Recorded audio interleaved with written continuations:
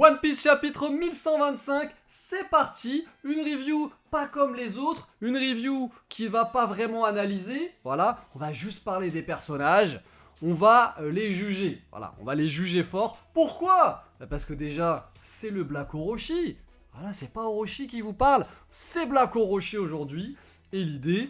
c'est que j'avais envie de parler de One Piece. Voilà, j'ai envie de parler de One Piece. J'adore One Piece. Est-ce que je suis un expert en One Piece ? Non, absolument pas. Je laisse ça aux professionnels. Cependant, je pense que les amateurs, les fans, ont le droit de parler de One Piece. Et je me suis dit, allez, pourquoi pas ? C'est une bonne idée. Et si ça ressemble à un podcast qui existe déjà, c'est bien possible. C'est bien possible. Parce que j'aime cette vision-là, cette vision non experte. Juste de parler de quelque chose qu'on aime bien. Let's go! Alors, ce chapitre 1125, il commence quand les troupes se retirent de Egghead. Parce que, c'est un loupé, c'est un raté, je suis désolé. Donc on a Monsieur Saint-Saturne là qui va faire un petit peu le point avec ses troupes. Et ça commence mal. Ça commence extrêmement mal. Extrêmement mal. Le mec qui nous explique, nous avons obtenu tout ce que nous voulions. Et qu'est-ce que tu racontes? Qu'est-ce que tu racontes, espèce de bâtard? Mais qu'est-ce que t'es en train de faire le beau? Je ne comprends pas. Le mec est arrivé. Le mec, c'est le Gorosei. Voilà, on va arrêter les conneries. Le gars fait partie du Gorosei. L'entité la plus importante du monde de One Piece. On n'a pas le droit de le regarder. Voilà. C'est-à-dire que tu le regardes, c'est peine de mort, tu te fais déboîter. Et le gars, carrément, là, il vient se taper. D'accord ?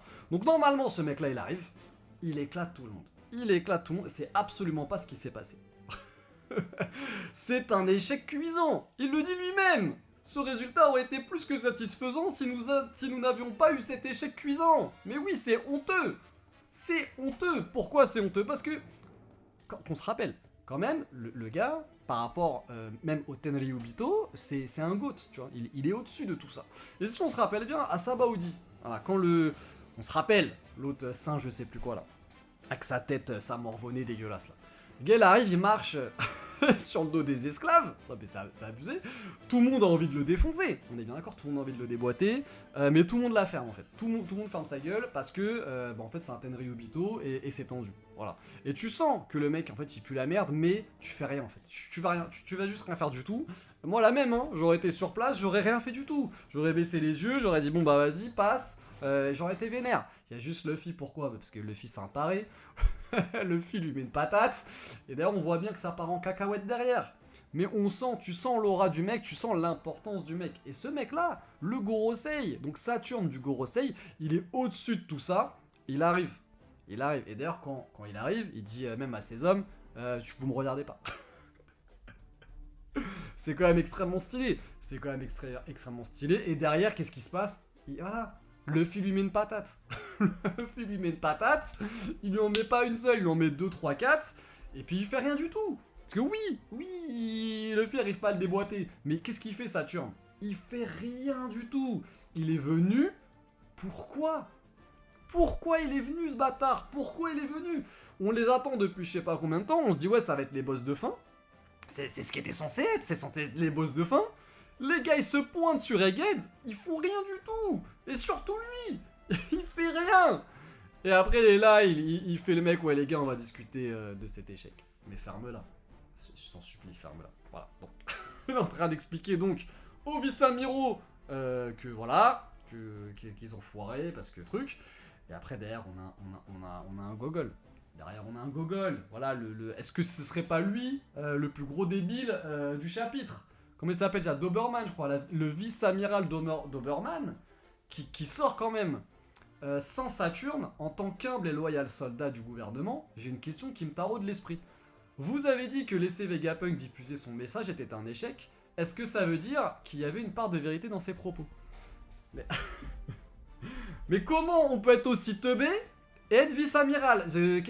Comment ça se passe le recrutement dans la marine ? Expliquez-moi. Parce que là, vraiment, je ne comprends pas. Mais évidemment que les propos sont vrais, sinon le mec t'aurait pas dit c'est un échec cuisant. Mais plus que ça, à quel moment tu montres à Saint-Saturne que t'as capté le truc ? espèce d'abruti. Évidemment que derrière tu te fais démonter. Évidemment. Et d'ailleurs, honte à Saturne. Parce que derrière, qu'est-ce que je vois? Je vois qu'il lui dit appelez les médecins, je sais pas quoi. Donc le mec est encore en vie. À quel moment, Saturne, tu lui as pas déboîté sa grand-mère? Qu'est-ce qui se passe? Pourquoi ce mec est au sol en PLS et pourquoi est-ce qu'on appelle un médecin? Pourquoi est-ce qu'un médecin qui a beaucoup de travail, on va l'utiliser pour un pecno comme ça qui comprend rien, tu vois? Alors ça, c'est quand même extrêmement tendu. Bon, bien heureusement, Saturne lui a explosé sa race et c'est bien fait. Voilà. Je pense que d'ailleurs, Doberman n'a clairement pas pris assez cher. Voilà. Et donc déjà, ça c'était pas mal. Mais la masterclass de ce chapitre, elle n'est pas là, bien évidemment. Elle est un petit peu après. On va pas particulièrement s'attarder sur ce qu'a fait York. Voilà, York s'est fait avoir puisque Punk Record s'est envolé. Voilà. D'ailleurs, si, qu'est-ce que je raconte? Moi, bien sûr que si, on va s'attarder là-dessus. Parce que Vegapunk le GOAT. Vegapunk avait tout prévu, il s'est fait trahir tout ça, le gars prévoit tout. Vegapunk ressuscite de son truc, et en fait, meilleur qu'à l'amende. Franchement, Vegapunk, beau gosse, rien à dire, le mec est génial. Voilà. Ensuite, on a les Tenryubito, qu'est-ce qui se passe, les Tenryubito, ils sont là, ouais, on n'a pas eu de viande, c'est du poisson, c'est dégueulasse, j'avais demandé du bœuf. Franchement, la vérité, les Tenryubito, ils m'exterminent. Il y a des dingueries qui se passent. C'est-à-dire que le monde est en train de sombrer, tac, et lui est là, il nous fait un caca nerveux, ouais, j'ai pas eu du bœuf. J'ai pas eu du bœuf. Non, et l'autre il est là, je suis désolé, votre honneur, nos stocks ont diminué, et bah il se fait éclater, bah évidemment. Qu'est-ce que tu croyais? Tu croyais qu'il allait dire, ouais, c'est pas grave? Non mais franchement... Ils sont... Je trouve ça génial ce qu'il fait Oda, c'est qu'ils sont dégueulasses, t'as envie de les tarter, etc. Et les mecs ils sont là, j'en ai rien à faire, et il est où mon bœuf?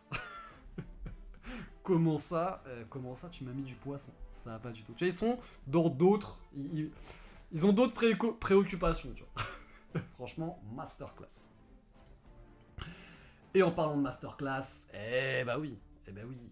Garling le GOAT, parce que on en a parlé du Gorosei, de ces incapables du Gorosei, les mecs qui sont la plus haute instance derrière Imusama, et ils font rien, ils font rien du tout, et là mon gars, on a un truc, et on a une singerie, c'est trop stylé, je te jure, l'autre il est là, Garling, que viens-tu faire ici? Donc du coup il répond, tu vois, Garling, j'ai reçu de nouveaux ordres, tout ça, des ordres de la part de qui? Qu'est-ce que tu racontes, Garling? Et là, on a le barbu, je sais plus comment il s'appelle, je sais plus, c'est pas Smars, non? Non, je suis pas sûr, je sais plus, je vais dire des conneries. Il arrive et il lui met un coup de pression. Oh, il lui met un coup de pression, bâtard. Ah, le bâtard. Il lui met, marche plus lentement, veux-tu? Tu vas arrêter de marcher vite. T'es chez nous, tu vas te... C'est pas genre... Non, c'est, marche doucement. C'est-à-dire, à aucun moment, t'arrives en accélérant le pas devant nous, c'est masterclass. C'est masterclass, mais derrière, faut assumer. Et il assume pas. Parce que Garling le Goatling, il lui répond pas.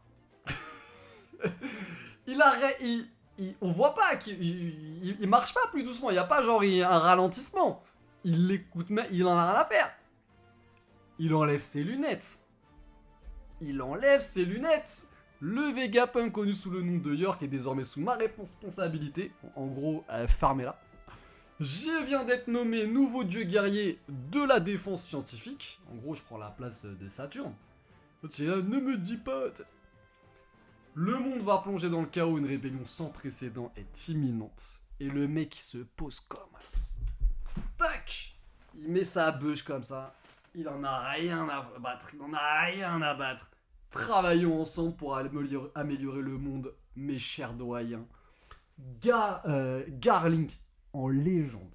Parce que franchement, je trouvais vraiment... On parlait du Tenryubito avant là, de Sabaody. Je trouvais vraiment que ils avaient une aura, tu vois. Ils étaient explosés, tout ça, mais ils avaient une aura, tu sais, tu sentais que t'avais peur, etc. Et normalement, le Gorosei, qui est censé être largement au-dessus, je m'attendais à une dinguerie. Et finalement, bon, ils sont stylés, ils sont balèzes et tout ça. Mais... ça manque de flow, ça manque de terreur, etc. Garling, je trouve vraiment, il claque. Voilà. Garling, il claque de ouf. Voilà. Il se prend, tu lui mets pas un coup de pression en fait à Garling. L'autre, mais franchement, l'autre le barbu là, faut qu'il fasse quelque chose. L'autre il arrive, il met,